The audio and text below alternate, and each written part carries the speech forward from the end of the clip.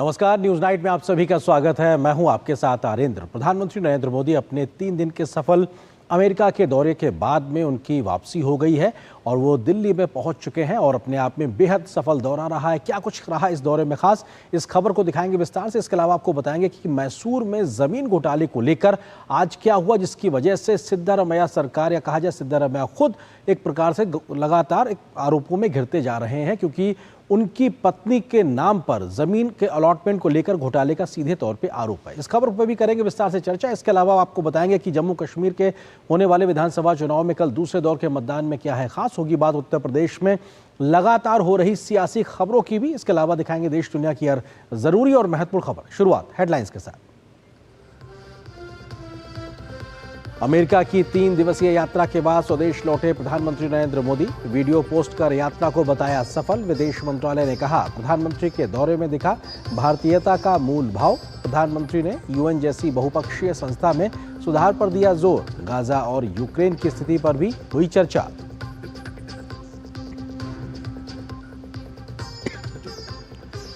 मूडालैंड scam मामले में कर्नाटक के मुख्यमंत्री सिद्धारमैया को बड़ा झटका। राज्यपाल के जांच आदेश पर रोक लगाने से हाईकोर्ट का इनकार। सिद्धारमैया ने बीजेपी और जेडीएस पर साधा निशाना। बीजेपी ने सिद्धारमैया से मांगा इस्तीफा। कांग्रेस को बताया भ्रष्टाचार की दुकान।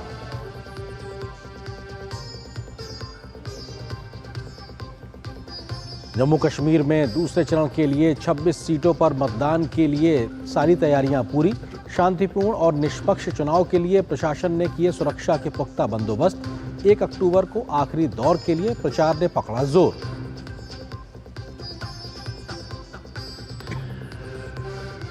हरियाणा विधानसभा चुनाव से पहले कांग्रेस की मुश्किलें कम होने का नाम नहीं ले रही। रणदीप सिंह सुरजेवाला ने एक बार फिर से मुख्यमंत्री पद की जताई दावेदारी। कुमारी शैलजा पर अभद्र टिप्पणी को लेकर भाजपा का कांग्रेस पर हमला जारी।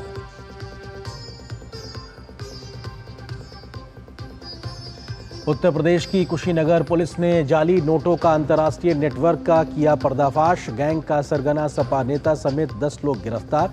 गिरोह के पास से 5,62,000 रुपए के जाली नोट बरामद। यूपी, बिहार, नेपाल के सीमावर्ती इलाकों में चल रहा था धंधा।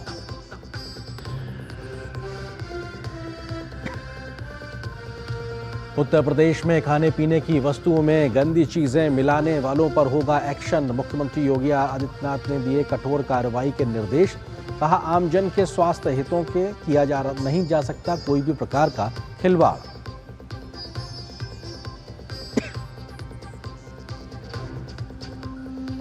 और इजराइल का हिजबुल्लाह के नियंत्रण वाले राजधानी बेरूत के इलाकों पर हवाई हमले लगातार दूसरे दिन भी जारी। अब तक 550 से ज्यादा लोगों की गई जान।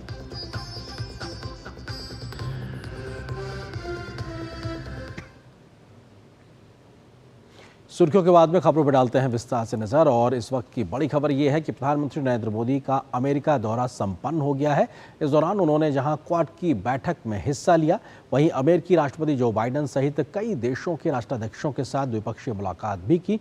उन्होंने वहां पर भारतीय समुदाय के लोगों को तो संबोधित किया ही, साथ ही साथ संयुक्त राष्ट्र महासभा में भविष्य के शिखर सम्मेलन में भी अपना वक्तव्य दिया। प्रधानमंत्री मोदी ने अपने इस दौरे को लेकर एक वीडियो जारी किया है।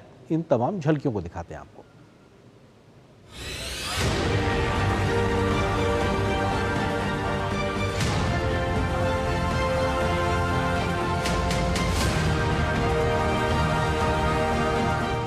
प्रेसिडेंट बाइडेन मुझे डेलावेयर में अपने घर ले गए थे। उनकी आत्मीयता, उनकी गर्मजोशी मेरे लिए दिल छू लेने वाला मोमेंट रहा।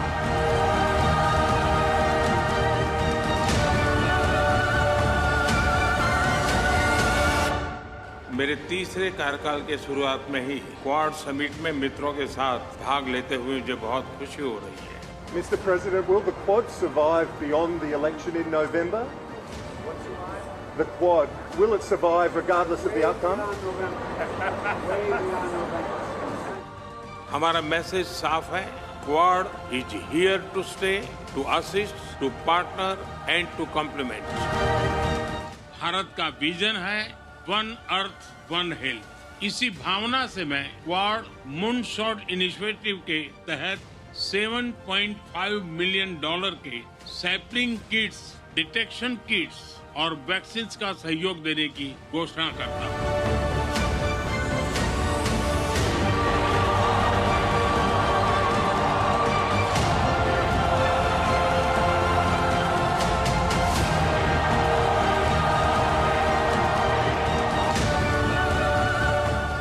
डेमोक्रेटिक वैल्यूज और टेक्नोलॉजी का मिलना मानव कल्याण की गारंटी देता है और भारत एक देश है जिसके पास टैलेंट भी है, डेमोक्रेसी भी है, मार्केट भी है और ऐसी गोल्डन अपॉर्चुनिटी रेयर होती है जो आज भारत के पास उपलब्ध है। Prime Minister wants to make sure ultimately AI is there to benefit the people of India. This is India's moment. You have to seize the opportunity.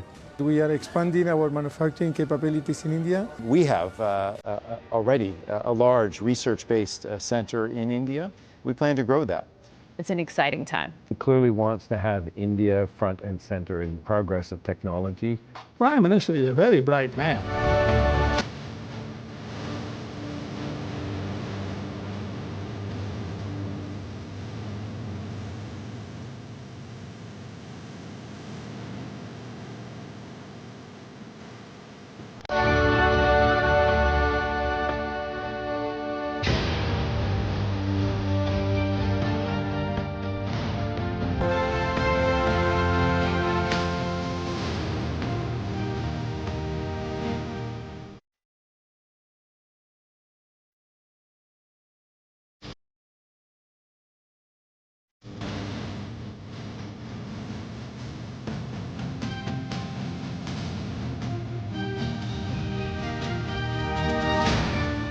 जब हम ग्लोबल फ्यूचर की बात कर रहे हैं तो ह्यूमन सेंट्रिक अप्रोच सर्वप्रथम होनी चाहिए। Success of humanity lies in our collective strength, not in the battlefield. और वैश्विक शांति एवं विकास के लिए ग्लोबल संस्थाओं में रिफॉर्म्स आवश्यक है। Reform is the key to relevance.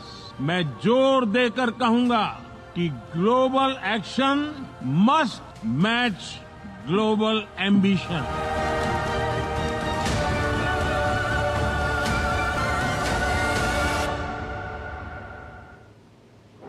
तो देखा आपने प्रधानमंत्री के 3 दिन के अमेरिका दौरे की जो तमाम बड़े पहलू थे उसका जिक्र इस वीडियो में साफ तौर पर दिखाई पड़ रहा है। प्रधानमंत्री अपने अमेरिका के 3 दिन के इस दौरे के बाद में अब से कुछ देर पहले ही हिंदुस्तान वापस आए हैं। दिल्ली में उनका विशेष विमान अब से कुछ देर पहले लैंड किया। ये प्रधानमंत्री की तस्वीर है अब से कुछ देर पहले कि जब वो 3 दिन के अमेरिका दौरे के बाद में वापस हिंदुस्तान लौटे। हम जानते हैं कि उनके इस दौरे का जो शुरुआत हुई थी वो शुरुआत राष्ट्रपति जो बाइडेन के साथ द्विपक्षीय मुलाकात से हुई थी। उसके बाद उन्होंने क्वाड शिखर सम्मेलन में शिरकत की थी। पर प्रधानमंत्री ने अगले दिन भारतीय समुदाय के एक बड़े कार्यक्रम को संबोधित किया था जिसमें बड़ी संख्या में भारतीय समुदाय के भारतवंशी लोग वहां मौजूद थे। उसके अलावा प्रधानमंत्री ने वहां पर तमाम द्विपक्षीय मुलाकातें भी की हैं तमाम देशों के नेताओं के साथ में। उसके बाद फ्यूचर ऑफ समिट जो यूएन की पहल पर हुआ उसमें प्रधानमंत्री का संबोधन हुआ। तो ये बेहद अपने आप में महत्वपूर्ण दौरा। हमारे सहयोगी संवाददाता अरुण शर्मा भी इस प्रधानमंत्री के दौरे के दरमियान लगातार उनके साथ मौजूद थे। अरुण, प्रधानमंत्री का एक और सफल दौरा और हर वो आयाम इस पे दिखाई पड़ रहा है जहां पे जो सीरियस डिप्लोमेसी है वो भी है, तो वहीं एक सॉफ्ट पावर का प्रदर्शन भी प्रधानमंत्री की इस यात्रा में दिखाई पड़ा है। अरुण, हम कोशिश करेंगे हमारे सहयोगी संवाददाता अरुण हमारे साथ जुड़े, लेकिन निश्चित तौर से प्रधानमंत्री का ये दौरा बेहद महत्वपूर्ण, क्योंकि हम जानते हैं क्वाड के मंच से प्रधानमंत्री ने फ्री नेविगेशन इंडो पैसिफिक में जो भारत की लगातार सोच रही है उसको एक बार फिर से दोहराया और जिसका समर्थन अमेरिका के साथ के माध्यम से हुआ, तो जापान ऑस्ट्रेलिया के राष्ट्र प्रमुखों ने भी उसका समर्थन किया। हमारे सहयोगी अरुण शर्मा हमारे साथ में जुड़ गए। अरुण, एक बार फिर से वही तस्वीरें और बेहद सफल दौरा प्रधानमंत्री का। अरुण, ये मल्टीपल कंपोनेंट्स थे इस विजिट के। एक तरफ डायस्पोरा जो कनेक्ट है उसकी बात करें तो जो इंडियन डायस्पोरा को एक्सपेक्टेशन की कि क्या कोई अनाउंसमेंट होती है, तो जाहिर सी बात है कि प्राइम मिनिस्टर मोदी एक बड़ा अनाउंसमेंट करते हैं, 2 नए कॉन्सुलेट खोलने की बात करते हैं यूएस के अंदर। ये एक बहुत ही इंपॉर्टेंट डिसीजन कहा जाएगा बिकॉज ये जो पीपल टू पीपल कनेक्ट की जो टाइप्स की जो बात करते हैं और जो free movement of man power human resource की बात करते हैं, उस लिहाज से काफी इंपॉर्टेंट डिसीजन कहा जाएगा। दूसरा इंपॉर्टेंट पॉइंट है मल्टीलैटरल प्लेटफॉर्म के ऊपर, कि क्वाड जैसे इनिशिएटिव के अंदर हमें इस बात को नहीं भूलना चाहिए कि जो वेस्ट का जो मीडिया है वो लगातार इस सवाल को कर रहा है। जी अरुण, बिल्कुल अपने आप में ये आप जो बात कह रहे हैं बेहद महत्वपूर्ण है। कई मंच ऐसे प्रमुख रहे जहां पे प्रधानमंत्री का जो उद्बोधन था उससे एक बड़ा संदेश देखने को मिला है, और ये संदेश न सिर्फ भारत बल्कि दुनिया के लिए है, क्योंकि शांति के ध्वजवाहक के तौर पर प्रधानमंत्री का संबोधन भी दुनिया भर में सुना गया। और अपने आप में क्वाड का मंच हो या फिर बायलैटरल बैठकों का दौर, भारत की जो पूरी सोच है और किस तरीके से उसको आगे प्रधानमंत्री मोदी ने लगातार बढ़ाया है, और शांति का जो प्रस्ताव लगातार चाहे यूएन के मंच से देना हो चाहे द्विपक्षीय बैठकों के माध्यम से हो।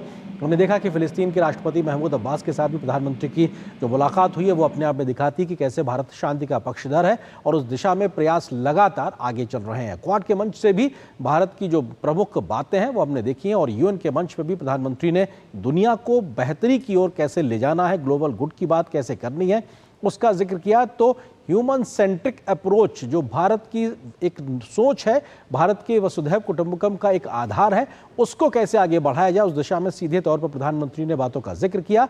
और जिस बात का जिक्र हमारे सहयोगी अरुण शर्मा कर रहे थे, जो कि प्रधानमंत्री के इस दौरे को लगातार अमेरिका से कवर कर रहे थे, उन्होंने कहा कि 2 अलग नए कॉन्सुलेट खोलने का जिक्र भी या घोषणा भी प्रधानमंत्री ने की है अमेरिका में, जो कि अपने आप में बेहद महत्वपूर्ण है। तमाम भारतवंशियों को वहां पर इसकी बहुत दरकार थी, मदद होगी, उनके तमाम जो रूटीन के कामकाज हैं उसके लिए विस्तारित इस प्रकार के कॉन्सुलेट का फायदा होगा। उन्हें ज़्यादा समय व्यतीत करके किसी दूसरे शहर तक ना जाना पड़े, इसके लिए भारत सरकार की ओर से ये बड़ी घोषणा की गई है। हम जानते हैं क्वाड सम्मेलन के समय प्रधानमंत्री ने कैंसर के रोकथाम को लेकर जो कोशिश एक अमेरिका के राष्ट्रपति के द्वारा की गई थी, मून शॉट पूरा जो अभियान था उसके तहत, उसमें भारत की ओर से उन्होंने पूरी सहभागिता देने का जिक्र किया है। घोषणा भी की गई है $7.5 मिलियन US को, जो कि भारत अपनी ओर से देगा, जिसमें रिसर्च को बढ़ावा देने से लेकर वैक्सीन उपलब्धता को लेकर तमाम प्रकार का जो टेक्निकल या मेडिकल असिस्टेंस हो सकता है वो भी भारत लगातार इसको देने के लिए तैयार है। साथ ही साथ यूएन के मंच से भी प्रधानमंत्री ने इस बात को साफ तौर से रखा है कि भारत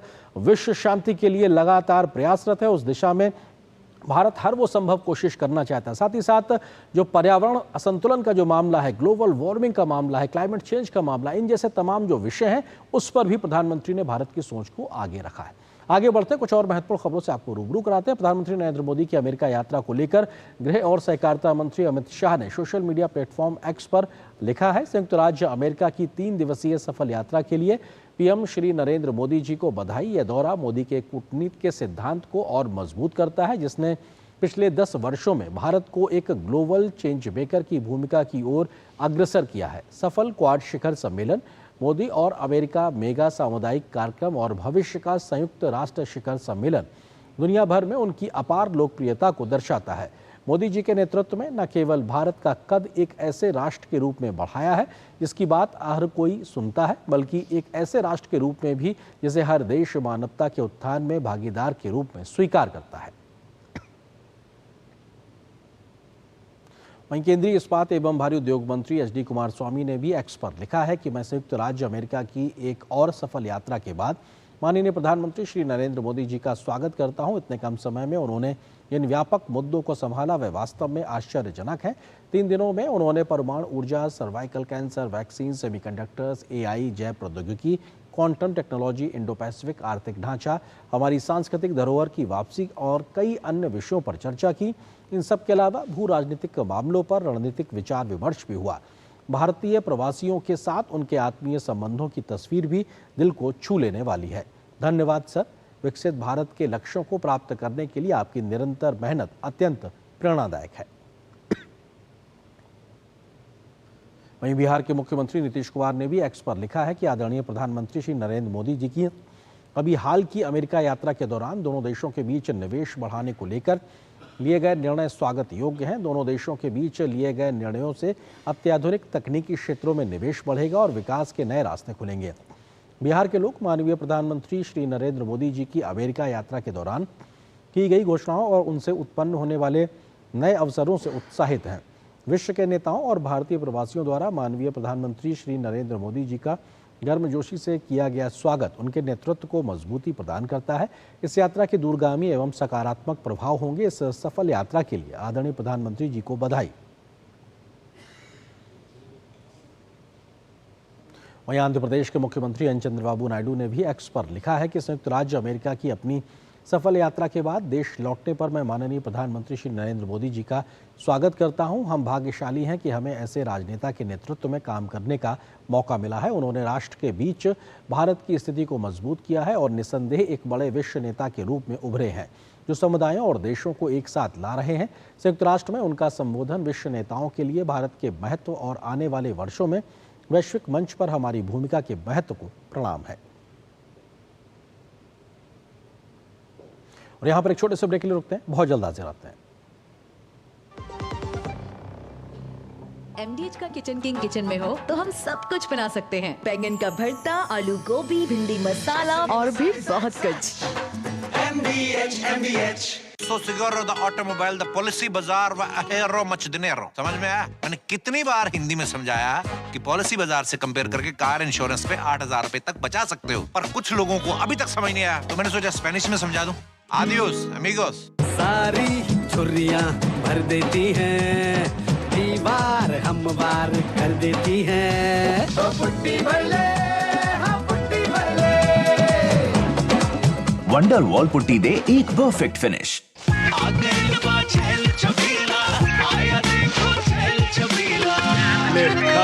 अच्छा भैया, मेरी गाय को भी अपने हाथों से चारा खिला दो। अरे खिलाई देते हैं।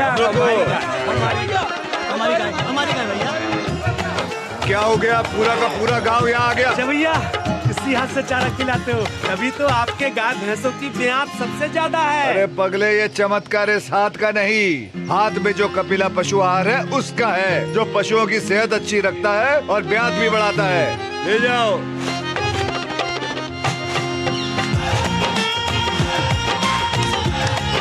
कपिला, देश का नंबर 1 पशु आहार। हाथ धोकर आते हैं। साबुन की जगह हैंड वॉश। मोहन का प्रमोशन हो गया क्या? सैवलॉन हैंड वॉश तो हमारा रोज का है। सिर्फ 10 रुपए में 200 ml हैंड वॉश बनाओ। Savlon powder to gel hand wash, germ से बचाए, शान बढ़ाए। बात जब पीढ़ियों के लिए बनने वाले घर की हो तो जिम्मेदारी बड़ी हो जाती है। गैलेंट समझता है ये जिम्मेदारी। अब डबल एम रिब्स के साथ गैलेंट एडवांस TMT रीबार, निर्माण का रियल हीरो। एक ऐसा तबका जो रिटायरमेंट के बारे में आज भी बिल्कुल नहीं सोचता, वो है औरतें। औरतें कमा के भी वल्नरेबल हैं। सो NPS एक इक्वालिटी ला रहा है। हम सब एक बराबर प्लेटफॉर्म पे हैं। अपने बेहतर कल को सुनिश्चित करने के लिए NPS जरूरी है। अब छोलिया हो या लोबिया, सफेद चने या काले चने, सब कुछ मजेदार बने।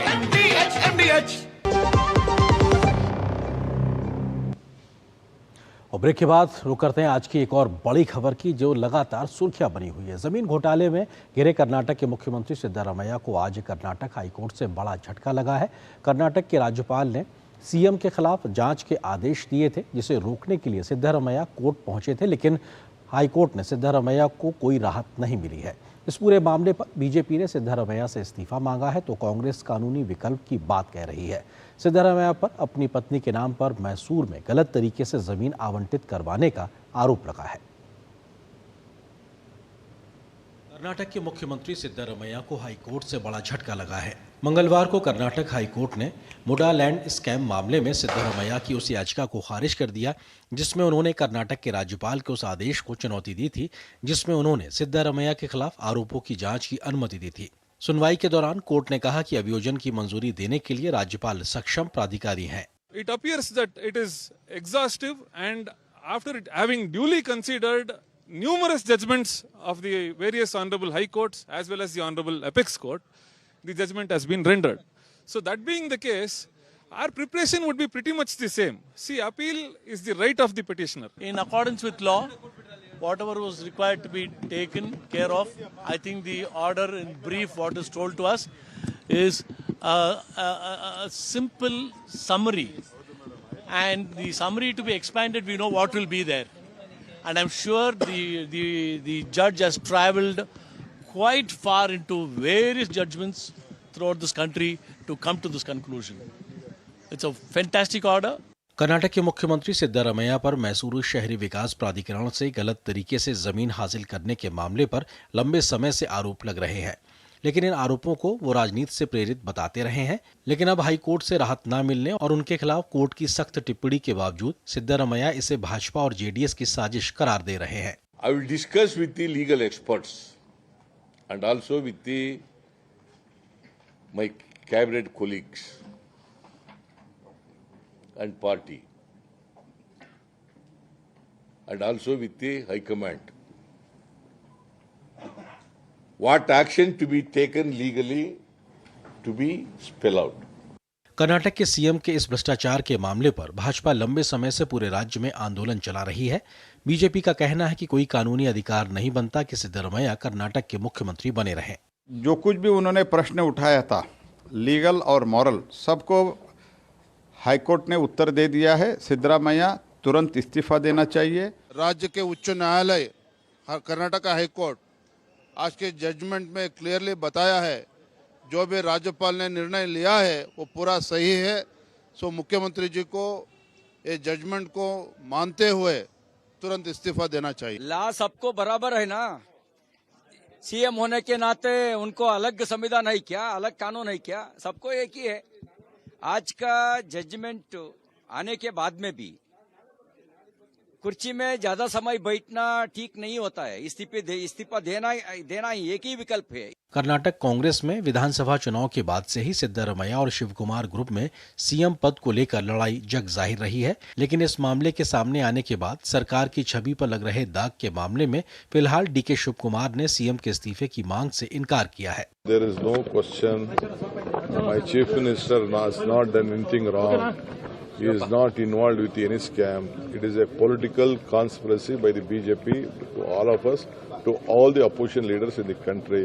गौरतलब है कि मैसूर शहरी विकास प्राधिकरण मुडा ने कथित रूप से शहरी इलाके में सिद्धारमैया की पत्नी को अवैध रूप से 14 प्रमुख प्लॉट का आवंटन किया था। इस मामले के सामने आने के बाद कर्नाटक के राज्यपाल थावरचंद गहलोत ने सिद्धारमैया पर लग रहे आरोपों के जांच के आदेश दिए थे और सिद्धारमैया उस आदेश को चुनौती देते हुए हाई कोर्ट गए, जहां उन्हें कोई राहत नहीं मिली और अब वो बाकी कानूनी विकल्पों की बात कर रहे हैं। भले ही कांग्रेस इस मामले पर फिलहाल एकजुटता दिखाने की कोशिश कर रही हो, लेकिन जांच की आंच की तपिश बढ़ने पर सिद्धारमैया की मुश्किलें बढ़ना तय है। Bureau report, DD news. तो आपको बताते हैं कि ये पूरा मामला क्या है जो कि मैसूर में जमीन घोटाले से जुड़ा हुआ है, किस प्रकार से किया गया। तथ्यों से आपको समझाने की कोशिश करते हैं कि मैसूर अर्बन डेवलपमेंट अथॉरिटी यानी MUDA मुडा का, क्योंकि मुख्यमंत्री सिद्धारमैया है, कांग्रेस की सरकार है, उनके ऊपर आरोप इस बात को लेकर है कि उन्होंने अपनी पत्नी के नाम पर किस तरह से 14 ऐसे प्लॉट आवंटित कराए हैं जो कि शहरी इलाकों में। क्या है पूरा मामला? सिद्धारमैया की पत्नी को उनके भाई ने गिफ्ट की थी जमीन। ये 2010 के आसपास की बात है, जब 2010 में सिद्धारमैया की पत्नी, जिनका नाम पार्वती है, और पार्वती जी को उनके भाई ने जमीन गिफ्ट दी थी, उपहार में दी थी। उसके बाद क्या होता है, 2010 में जो जमीन गिफ्ट दी गई थी ये 3.16 एकड़ जमीन थी, यानी कि 3.25 एकड़ के आसपास ये जमीन की पैमाइश थी। तो ये अपने आप में 2010 के आसपास की बात है। उसके अलावा क्या होता है, मैसूर अर्बन डेवलपमेंट अथॉरिटी इस जमीन को अधिग्रहित करती है बाद के वर्षों में। ये बाद में आके हुआ है, जहां पे जो जमीन सीएम सिद्धारमैया की पत्नी के नाम उनके भाई ने गिफ्ट की थी, उस जमीन को मैसूर अर्बन डेवलपमेंट अथॉरिटी जो है उसको एक्वायर करती है। ये ग्रामीण इलाका था जो शहर से बाहर का इलाका था।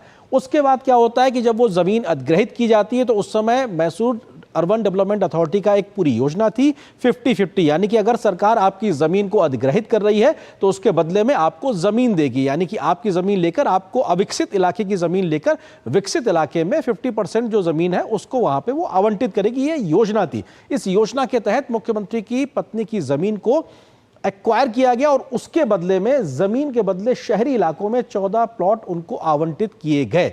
यही पूरा मामला है कि किस तरीके से ये जो 14 प्लॉट आवंटित किए गए हैं इसमें पूरा खेल हुआ है, जिसमें प्रभाव का इस्तेमाल किया गया है। ये आरोप लगातार लग रहा है सिद्धारमैया के ऊपर। और उसके अलावा नियमों की अवहेलना कर बहुत महंगी जमीन उनकी पत्नी के नाम अलॉट की गई है मुडा के माध्यम से। इसके अलावा कुछ और तथ्य आपको बताते हैं कि किस प्रकार से यह पूरा मामला हुआ। 2010 में जमीन गिफ्ट की, जो हमने जिक्र किया, उनके भाई के द्वारा। उसके अलावा 2013 के चुनावी जो एफिडेविट था सिद्धारमैया का जब चुनाव हुआ उसमें उन्होंने इस जमीन का जिक्र नहीं किया था, जो कि उनके पत्नी के नाम उनके भाई ने गिफ्ट की थी। 2018 के एफिडेविट में इस जमीन का जिक्र होता है, क्योंकि चुनाव में इस बात का डिस्क्लोज करना होता है, आपका आपके परिवार के पास क्या संपत्ति है, क्या कोई कानूनी मुकदमे है, इस प्रकार की सारी जानकारियां देनी होती है। तो इस वजह से इसको डिस्क्लोज किया गया 2018 में, लेकिन 2013 में इसको डिस्क्लोज नहीं किया गया था, जबकि 2010 में यह जमीन उनकी पत्नी के नाम हो चुकी थी। 2018 में इस जमीन की कीमत को डिस्क्लोज किया गया है 25 लाख की कीमत, यानी 2018 में जो पूरी जमीन लगभग 3.16 एकड़ जमीन थी वो 25 लाख उसकी कीमत थी। लेकिन 2023 के एफिडेविट इस बात की जानकारी देता है, जब विधानसभा चुनाव 2023 में हुए हैं तब ये जानकारी एफिडेविट के माध्यम से मिली है कि वो जमीन जो है उसके बदले दूसरी जमीन जो आवंटित की गई है, 14 प्लॉट जो आवंटित किए गए हैं उसमें 8.33 करोड़ की वो जमीन हो गई। यानी कि 2018 में जो 25 लाख थे वो 2023 में उसके बदले उन्हें 8.25 लाख से ज्यादा रुपए के 14 प्लॉट आवंटित किए गए। यही अपने आप में दिखाता है कि किस प्रकार से नियमों की अवहेलना कर लाभ पहुंचाने का काम हुआ है। तो ये अपने आप में बेहद महत्वपूर्ण है कि जानकारी छुपाने की भी बात आई है, लेकिन जब जानकारी मिली है तो ये दिखाता है कि अचानक से इतना फायदा कैसे मिला है। कुछ बड़े सवाल हैं जो उठते हैं कि आखिर सस्ती जमीन के बदले मिली महंगी जमीन, ये अपने आप में सवाल उठता है, क्योंकि आप एक पद पे बैठे हैं तो इसका क्या आपने फायदा उठाया। दूसरा सवाल उठता है ग्रामीण जमीन के बदले शहरी जमीन, और आपको बहुत बेहतर जमीन मिली है और अपने आप में बहुत प्राइम लैंड के तरीके से है और गलत तरीके से हासिल की गई कीमती जमीन। तो ये अपने आप में प्रमुख सवाल है जो लगातार सिद्धारमैया के ऊपर उठ रहे हैं और इसी वजह से जांच होने की बात की जा रही थी। उस जांच को रोकने के लिए सिद्धारमैया पहुंचे थे हाईकोर्ट, लेकिन उनको वहां से राहत नहीं मिली। जल्दी से आपको कुछ और तथ्यों से रूबरू कराते हैं कि आखिर किस प्रकार से यह पूरा मामला समय के हिसाब से आगे बढ़ता रहा है। दिसंबर 2023 में आरोपों के बाद 50-50% योजना को रोकने के निर्देश दिए गए थे, लेकिन उसके बाद में मार्च 2024 में निर्देशों के बावजूद मुडा ने आवंटन जारी रखा है। तो यह अपने आप में मुडा के कई अधिकारियों पर भी सवाल उठाता है। मई 2024 में मुडा ने आवंटन की जांच का अनुरोध किया था कि साहब इसकी जांच हो जानी चाहिए। उसके बाद जून 2024 में घोटालों की खबरें सामने आई, तमाम टीवी चैनल्स में, अखबारों में खबरें प्रकाशित हुई हैं। जुलाई 2024 में राज्य सरकार ने 4 अधिकारियों के सदस्य की एक नियुक्ति की समिति बनाई और कहा कि साहब आप जांच कीजिए, लेकिन वो भी सरकार के दबाव प्रभाव के अंतर्गत थे। इस बात को लेकर आरोप लगते रहे। जुलाई 2024 में ही मुडा ने सिद्धारमैया से मांगा 62 करोड़ का मुआवजा। उन्होंने कहा कि अगर मुडा ने हमको गलत तरीके से जमीन दे दी है तो अपनी जमीन ले लीजिए, हमको 62 करोड़ रुपए दे दीजिए, हम अपनी जमीन आपको दे देंगे जो आपने हमारे नाम परिवार के नाम पे की हुई है। जुलाई में क्या होता है, जो मानसून सत्र 16 से 23 जुलाई तक मानसून सत्र चलता है, उसमें विपक्षी दल लगातार इस मुद्दे पर चर्चा की मांग कर रहे थे, लेकिन स्पीकर जो है विधानसभा के, उन्होंने इसकी चर्चा की अनुमति नहीं दी, यानी कि विधानसभा में यह मुद्दा चाह कर भी नहीं उठाया जा सका। 18 जुलाई को टी.जे. अब्राहम जो कि एक सामाजिक कार्यकर्ता है, उनके अलावा कई और सामाजिक कार्यकर्ताओं ने लोकायुक्त से शिकायत दर्ज कराई है कि भाई इस मामले की जांच होनी चाहिए, इस पे पुलिस इंक्वायरी होनी चाहिए। 21 जुलाई को राज्यपाल से मांगी गई सीएम पर मुकदमा चलाने की अनुमति, और ये वही सामाजिक कार्यकर्ता हैं जिनको भी हमने आपको स्टोरी में दिखाया था। उन लोगों ने ये लगातार मुहिम चलाई है और कोशिश की है कि कैसे इस पे दूध का दूध पानी का पानी हो सके जांच के माध्यम से। 26 जुलाई को राज्यपाल ने मुख्यमंत्री को कारण बताओ नोटिस जारी किया कि भाई ऐसा मामला आया है तो आप जानकारी दीजिए, बताइए कि साहब ऐसा क्या हुआ है। 1 अगस्त को क्या होता है, जो राज्य सरकार की कैबिनेट है वो बैठती है और राज्यपाल को जो नोटिस भेजा था, राज्यपाल ने उस नोटिस को वापस लेने की सलाह देती है कि साहब आप अपना नोटिस वापस ले लीजिए, आप इस प्रकार से सीएम के खिलाफ ऐसा नोटिस नहीं दे सकते हैं। 3 से 10 अगस्त के बीच में कर्नाटक में जो विपक्षी दल है, खासतौर से बीजेपी और जेडीएस, उन्होंने मिलकर इसका पूरे राज्य में विरोध प्रदर्शन किया और बेंगलुरु से मैसूरू तक पदयात्रा निकाली गई और इस्तीफा लगातार मांगा गया सिद्धारमैया से, उनके कि घोटाले के आरोप लगाए, आप इस्तीफा दीजिए। 17 अगस्त को राज्यपाल ने सिद्धारमैया के खिलाफ मुकदमा चलाने की मंजूरी दे दी। घटनाक्रम तेज गति से बदलता हुआ दिखाई पड़ा। 19 अगस्त को सिद्धारमैया ने कर्नाटक हाईकोर्ट में राज्यपाल के फैसले को चुनौती दी और उसके बाद 19 अगस्त के बाद में आज 24 सितंबर के लिहाज से अगर बात की जाए तो हाईकोर्ट ने, कर्नाटक की हाईकोर्ट ने राज्यपाल को सही बताया और सिद्धारमैया की याचिका को खारिज कर दिया और कहा कि अगर इस प्रकार के आरोप हैं तो जांच हो सकती है। राज्यपाल इस प्रकार का प्राधिकार रखते हैं, उनका अधिकार है कि वो जांच के आदेश दे सकते हैं। तो ये अपने आप में पूरा मामला है, लेकिन इस पर राजनीतिक बयानबाजी लगातार जारी है। क्या है दोनों पार्टियों के बड़े पक्ष और क्या है निष्पक्ष लोगों की भी राय, इस पर करेंगे हम चर्चा छोटे से ब्रेक के बाद। सारी छुर्रियां भर देती हैं, दीवार हम वार कर देती हैं। तो पुट्टी भर ले, हाँ पुट्टी भर ले। वंडर वॉल पुट्टी दे एक परफेक्ट फिनिश। दादी के हाथों का जादू और खुशबू से महकता घर। MDH गरम मसाला, असली मसालों से भरा हूँ मैं, क्योंकि हर रिश्ता है स्वाद से जुड़ा। बात जब पीढ़ियों के लिए बनने वाले घर की हो तो जिम्मेदारी बड़ी हो जाती है। गैलेंट समझता है ये जिम्मेदारी। अब डबल M रिब्स के साथ गैलेंट एडवांस TMT रीबार, निर्माण का रियल हीरो। दीदी नौकरी लग गई। अरे वाह, बधाई हो। तो अब तो ढेर सारी शॉपिंग। हाँ दी, नया मोबाइल। अरे रुको शहजादे, सैलरी से पहले खर्चे। इंस्टेंट लोन भी तो मिलता है। पहले बजट बनाना सीखो, फिर खर्च करो। पर दी, देखो, कमाई का एक हिस्सा हमेशा बचाना चाहिए, लेकिन पार्टी देने से नहीं बचोगे तुम। हाँ दी, पार्टी मेरी, बजट तुम्हारा। अच्छा। RBI कहता है, सही वित्तीय बर्ताव करे आपका बचाव।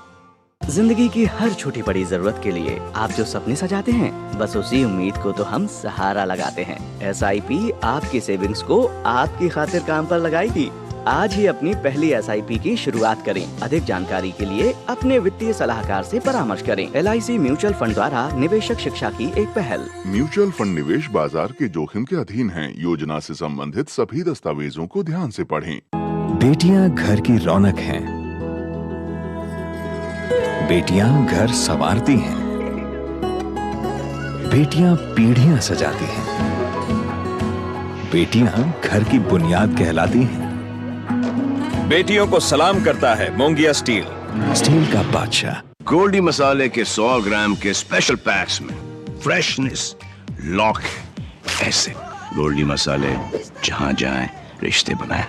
सारी छुर्रियां भर देती हैं, दीवार हमवार कर देती हैं। तो पुट्टी भर ले, हाँ पुट्टी भर ले। वंडर वॉल पुट्टी दे एक परफेक्ट फिनिश। और ब्रेक के बाद आपका स्वागत है। और ब्रेक पर जाने से पहले हम जिक्र कर रहे थे मैसूर में जो जमीन आवंटन का घोटाले का मामला है, जिसमें वहां के कर्नाटक के मुख्यमंत्री सिद्धारमैया एक तरीके से फंसे हुए हैं। इसी पे हम करेंगे चर्चा। इससे जुड़ा हमारा विशेष जमीन घोटाले में सिद्धारमैया को हाईकोर्ट से बड़ा झटका, क्योंकि आज हाईकोर्ट से उनको राहत नहीं मिली। इस विषय पे बात करने के लिए बहुत ही खास मेहमानों का पैनल हमारे साथ मौजूद है। हमारे साथ हैं TS संकीर्ति जी, जो कि प्रवक्ता हैं बीजेपी के। इसके अलावा दुष्यंत नागर जी हैं, जो कि कांग्रेस समर्थित राजनीतिक विश्लेषक हैं, और शेखर अय्यर, वरिष्ठ पत्रकार। आप तीनों का बहुत स्वागत है। दुष्यंत जी, शुरुआत आपसे, क्योंकि अब राजनीतिक बात नहीं रह गई। अब तो हाईकोर्ट, कर्नाटक की हाईकोर्ट ने कहा कि साहब मामला है, जांच होने दीजिए, राज्यपाल के पास अधिकार हैं। तो अब भी पॉलिटिकल आरोप लगाना, ये तो अपने आप में दिखाता ना कि कानून की नजर में कुछ मामला है, तब इस प्रकार की जांच की बात की जा रही है। देखिए, जांच के लिए कहना ना तो इस्तीफे का आधार हो सकता है और ना आरोपी कोई साबित हो सकता है। अगर जैसा आपने अभी पूरे केस के बारे में विस्तार से बताया, हम देखें तो इस जमीन का नोटिफिकेशन और डिनोटिफिकेशन का जो कार्य है वो पिछले 2 दशक से चल रहा है। 90s से शुरू होता है। फिर इस लैंड को जो गिफ्ट उनकी वाइफ को किया गया है मुख्यमंत्री महोदया की, वो 2010 की घटना है। और जो 50-50 का जो शेयरिंग का जो नियम है, वो अकेले कर्नाटक में नहीं है, ऐसा नहीं है। गुजरात में भी गवर्नमेंट दे रही है। इसी तरह की विकसित भूमि नोएडा में भी दी जाती है। और विकसित भूमि जो किसान को दी जाती है, वो उसकी कीमत बढ़ी जाती है। ये एक मतलब पूरे देश में आप कहीं का भी उठा के देख लीजिए कि एग्रीकल्चर लैंड को, अविकसित भूमि को जब एक्वायर किया जाता है तो उसका रेट अलग होता है, लेकिन उसके बदले में जो 50% लैंड विकसित सेक्टर में, विकसित एरिया में, विकसित साइड पे दी जाती है, उसका रेट अलग होता है। तो ये कोई भ्रष्टाचार का मामला प्रथम दृष्टया में तो बनता नहीं है। लेकिन अगर जांच करना चाहे तो जांच कर लीजिए। जांच में दूध का दूध और पानी का पानी साबित होगा। दुष्यंत जी, लेकिन वो जांच को रोकने के लिए ही तो सिद्धारमैया जी हाई कोर्ट गए थे, तो वो जांच रोकना क्यों चाहते? जांच होने दीजिए। निश्चित रूप से बिल्कुल वो हाई कोर्ट गए थे और माननीय हाई कोर्ट ने जो फैसला दिया है वो जांच को आगे बढ़ाने के लिए दिया है, लेकिन इस जांच में कुछ होने वाला नहीं है। ठीक, ये बिल्कुल शीशे की तरफ केस साफ है। संकीर्त जी, बीजेपी लगातार कह रही कि साहब इस्तीफा होना चाहिए, लेकिन कांग्रेस की ओर से ये बात कही जा रही है कि साहब कुछ होने वाला नहीं है, इसमें कुछ ऐसा निकलने वाला नहीं है, जांच कर लीजिए, कुछ आपको नहीं मिलेगा। आप लोग इस्तीफा मांग रहे हैं। देखिए, ये तो पहली सत्य का जीत है, न्याय का जीत है, और हमारा देश का जो न्याययुक्त व्यवस्था है उसके ऊपर भरोसा हमें और बढ़ते जा रहा है। इसमें एक चीज हमारा प्रवक्ता ने बोल रहे थे, इसमें जो एक्विजिशन हुआ था 3.16 एकड़ का जमीन वो मैसूर से 40 किलोमीटर दूर है। पहला चीज वही है। और कोई किसान वही ग्राम में कोई किसान या कोई आम आदमी को ऐसा कॉम्पनसेशन 14 साइट किसी को भी नहीं मिला है। ये दूसरा चीज है। और तीसरा चीज है, जमीन ही आपका नहीं, किसी दलित का जमीन है, ठीक है, आपने उसको कोई जोरदारी करके जबरदस्ती करके खरीद लिया, वो तो ठीक है, वो तो अलग बात है, वो बाद में बात कर सकते हैं, हम उसको चर्चा भी कर सकते हैं।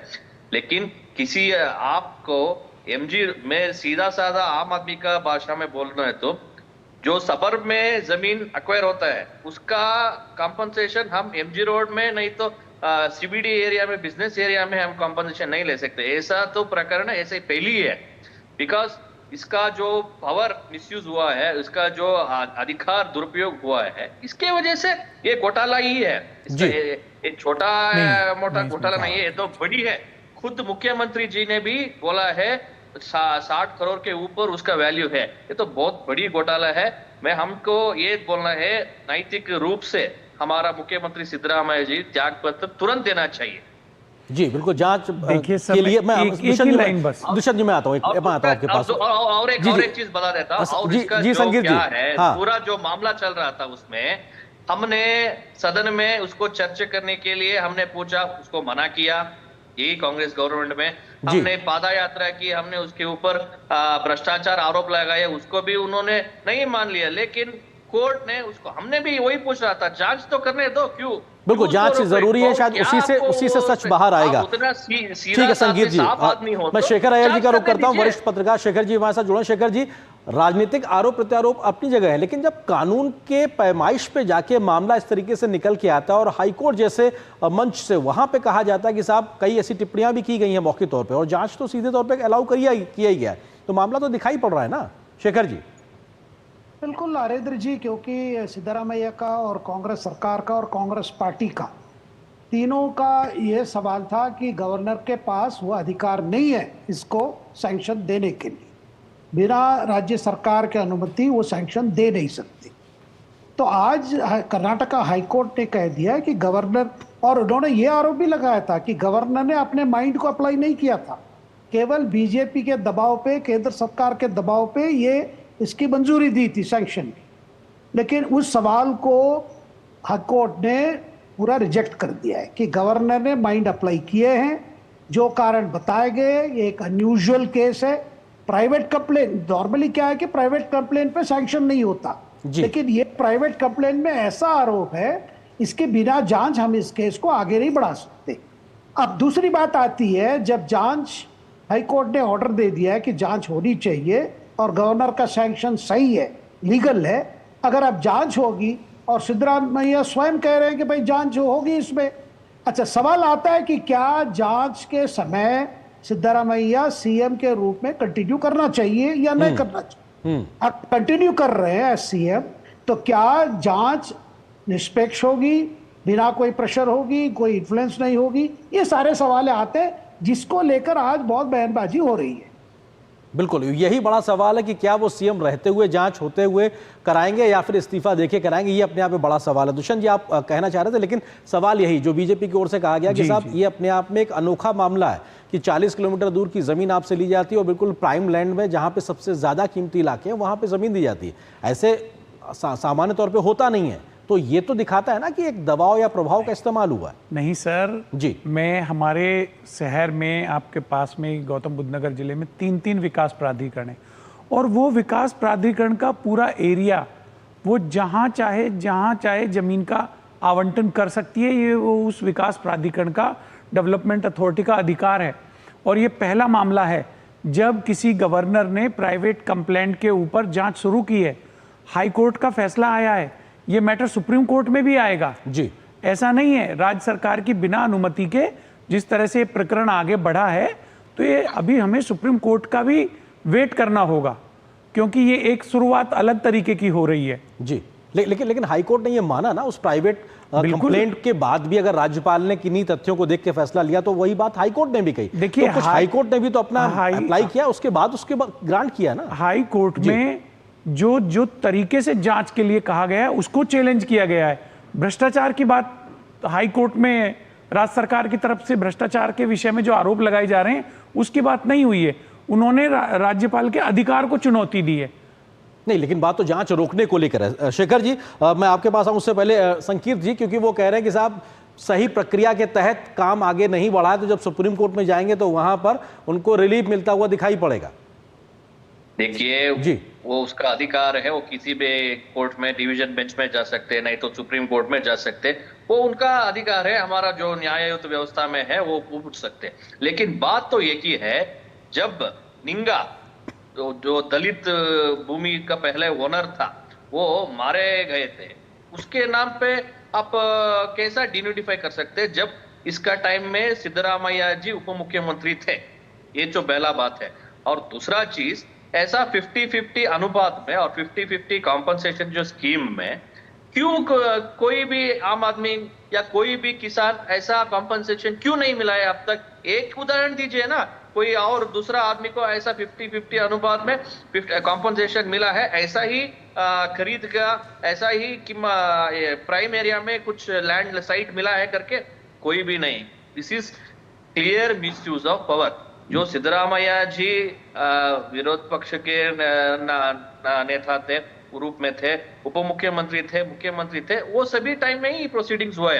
जो उन्होंने डिक्लेयर किया था 5 लाख का वो कृषि भूमि है, उसका कीमत वही खुद बोल रहे हैं 60 करोड़ के ऊपर। 60 करोड़ दे दो, मैं मेरा साइट वापस कर लूंगा। उसका मामला क्या है? वो मान रहे हैं कुछ घोटाला हुआ है, लेकिन घोटाला कितना बड़ा, क्या है, उसका मोडस ऑपरेंडी क्या है, वो नहीं बताना चाहते हैं।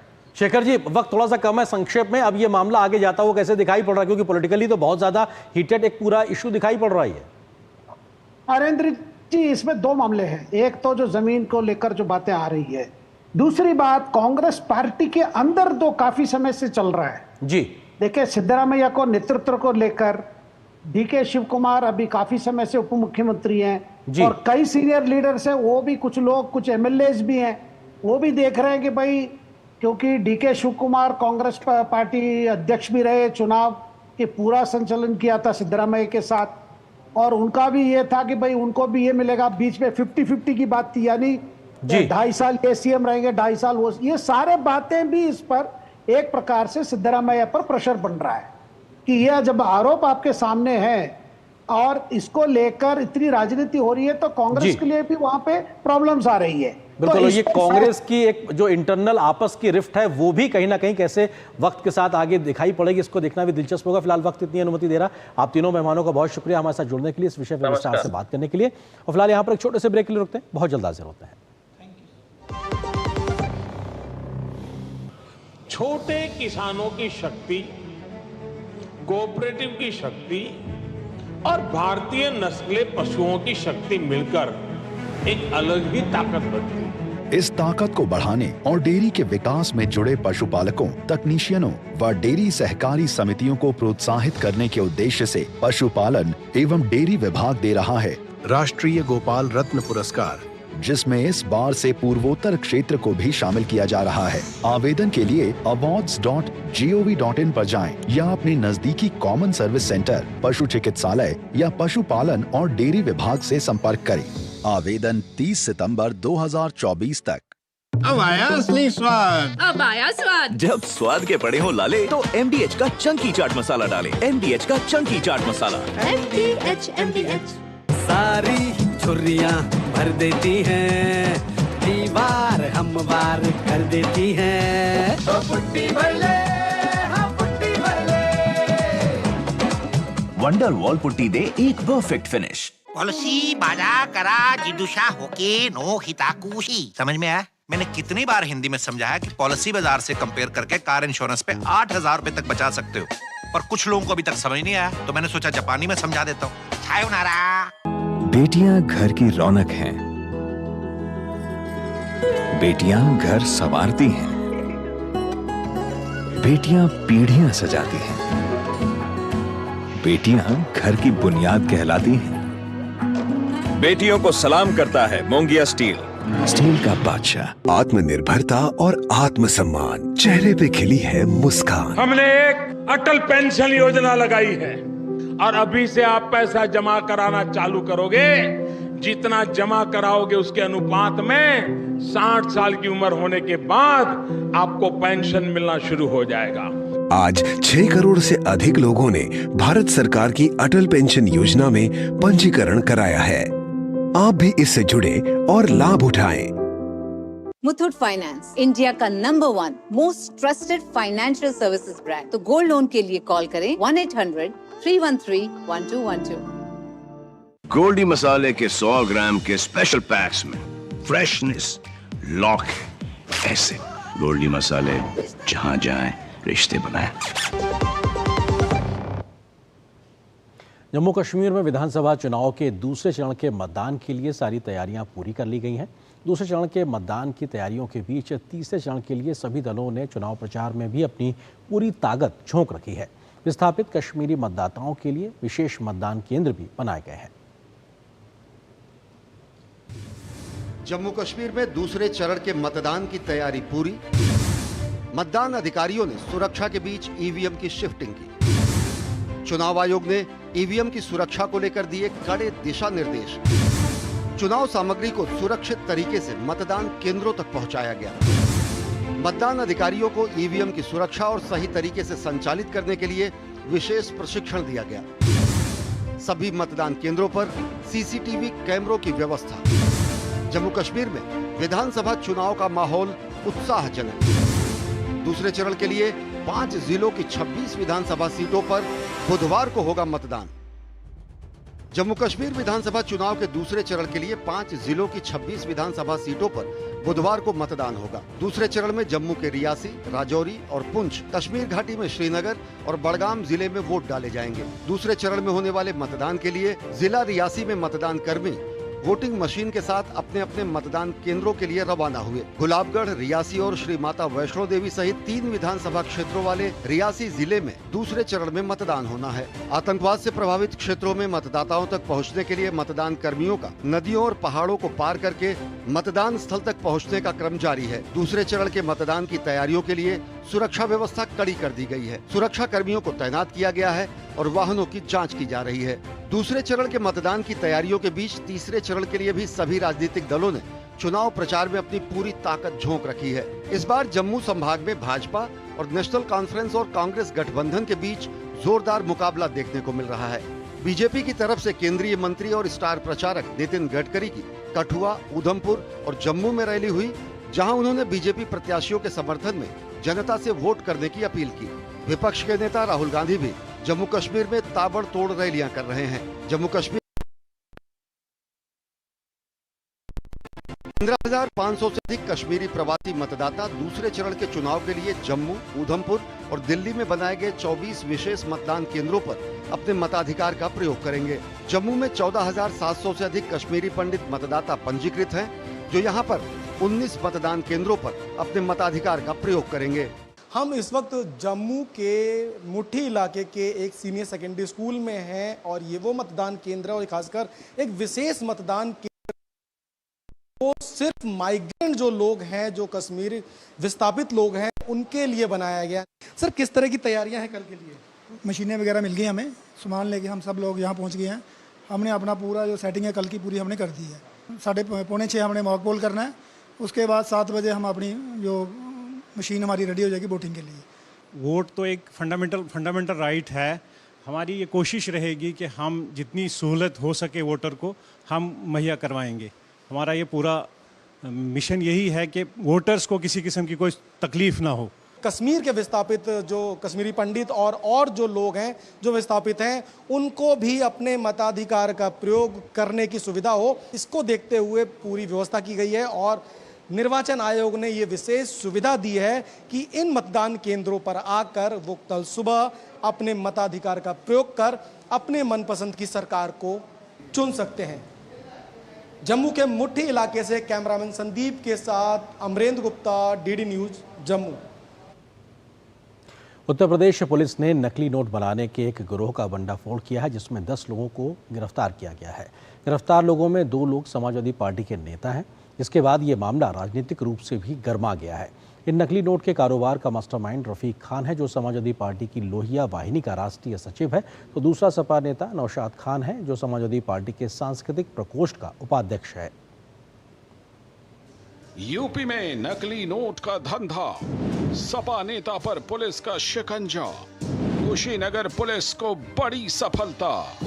भले ही उत्तर प्रदेश में अपराधियों पर जांच को लेकर सियासत हो रही है, लेकिन योगी सरकार का एक्शन ताबड़तोड़ जारी है। ताजा मामला कुशीनगर जिले का है, जहां कुशीनगर पुलिस ने नकली नोट चलाने वाले गैंग पर शिकंजा कसा है। कुशीनगर पुलिस के गिरफ्त में आते ही ये आरोपी कैमरे के सामने हाथ जोड़कर गुनाहों से तौबा करते नजर आए।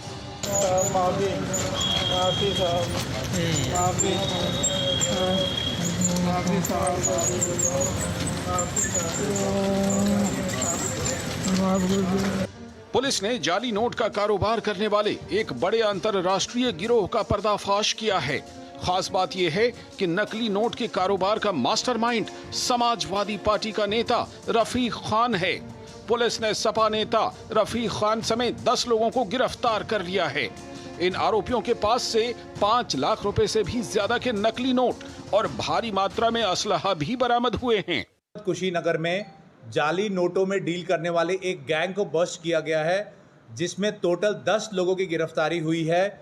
इनके पास से 5.5 लाख से भी ज्यादा जाली नोट वो बरामद हुआ है। 1 लाख से ज्यादा नगद कैश बरामद हुआ है। सीमावर्ती इलाके में देश विरोधी कारोबार, सपा के राष्ट्रीय पदाधिकारी गिरफ्तार। देश की अर्थव्यवस्था को बर्बाद करने के इस संगीन मामले में पुलिस ने जिस समाजवादी पार्टी के नेता रफीक खान को गिरफ्तार किया है, वो समाजवादी पार्टी की लोहिया वाहिनी का राष्ट्रीय सचिव है और यही जाली नोट के कारोबार का सरगना भी है। यही नहीं, गिरफ्तार किए गए 10 आरोपियों में नौशाद खान को समाजवादी पार्टी के सांस्कृतिक प्रकोष्ठ का उपाध्यक्ष बताया जा रहा है। सपा नेता की सरपरस्ती में चल रहे गिरोह के सदस्यों का नेपाल कनेक्शन भी सामने आया है। यूपी और बिहार के सीमावर्ती इलाके से चल रहे इस गिरोह के पास से पुलिस ने 5,62,000 रुपए जाली नोट, 1,10,000 रुपए भारतीय रुपए के साथ ही नेपाल का 3,000 नेपाली मुद्रा भी बरामद किया है। इसके अलावा भारी मात्रा में हथियार भी जब्त किए गए हैं। वहीं इस मामले पर समाजवादी पार्टी बचाव की मुद्रा अपनाते हुए भाजपा पर ही आरोप लगा रही है, तो भाजपा ने भी जमकर सपा पर निशाना साधा।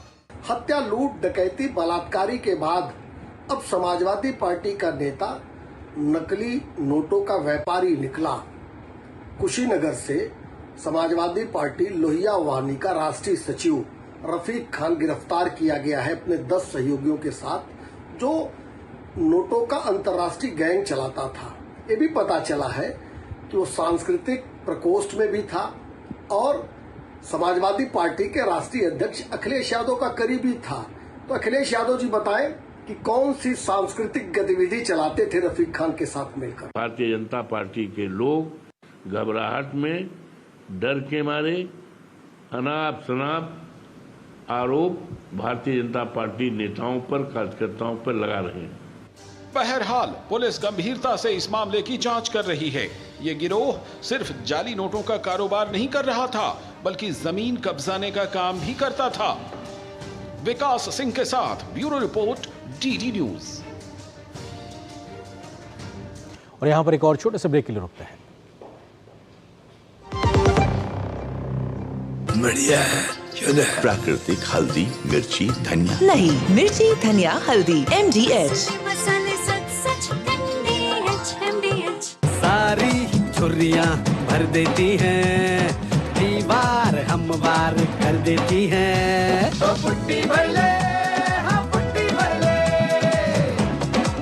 वंडर वॉल पुट्टी दे एक परफेक्ट फिनिश। बात जब पीढ़ियों के लिए बनने वाले घर की हो तो जिम्मेदारी बड़ी हो जाती है। गैलेंट समझता है ये जिम्मेदारी। अब डबल M रिब्स के साथ गैलेंट एडवांस TMT रीबार, निर्माण का रियल हीरो। जय भवानी, जय शिवाजी।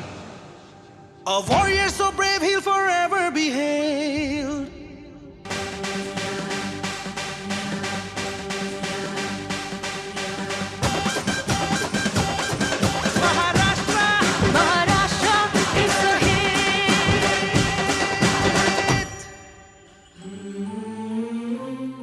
महाराष्ट्र टूरिज्म। जिंदगी की हर छोटी बड़ी जरूरत के लिए आप जो सपने सजाते हैं, बस उसी उम्मीद को तो हम सहारा लगाते हैं। SIP आपकी सेविंग्स को आपकी खातिर काम पर लगाएगी।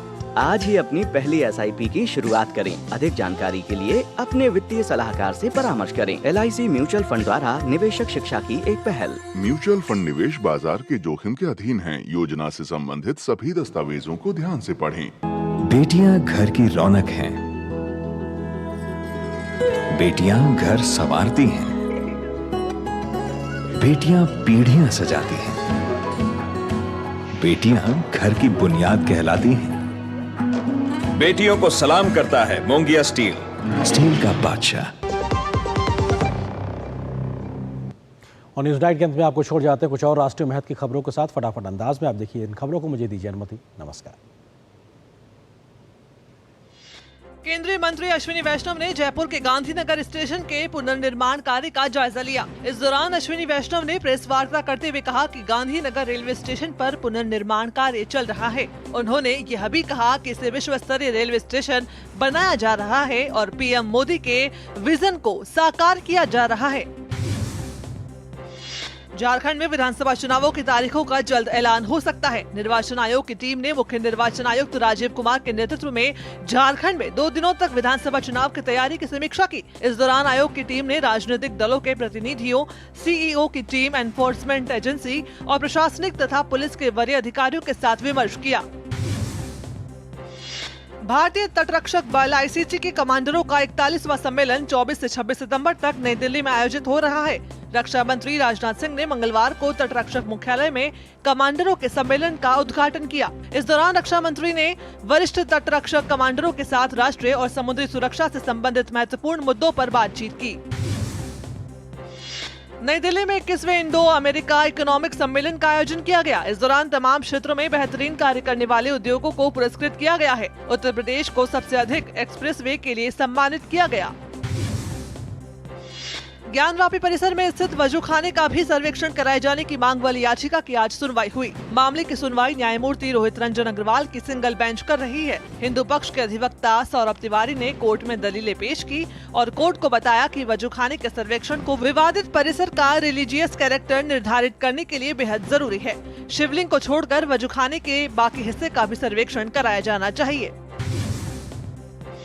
पश्चिम बंगाल के सिलीगुड़ी में भाजपा ने आर्जिकल मेडिकल कॉलेज एवं अस्पताल में महिला डॉक्टर की दुष्कर्म और हत्या की घटना के खिलाफ विरोध मार्च निकाला। केंद्रीय मंत्री सुकांत मजुमदार ने अन्य भाजपा नेताओं के साथ विरोध प्रदर्शन की अगुवाई की। भाजपा पीड़िता के लिए न्याय की मांग कर रही है। कारोबारी सप्ताह के दूसरे दिन शेयर बाजार में उतार चढ़ाव देखने को मिला। दिन के अंत में सेंसेक्स 14 अंक कमजोर होकर 84,914 अंक के स्तर पर बंद हुआ। वहीं दिन भर हुई खरीद बिक्री के बाद कारोबारी हफ्ते के दूसरे दिन निफ्टी 1.35 अंक की सांकेतिक बढ़त के साथ 25,940 अंक के स्तर पर बंद हुआ।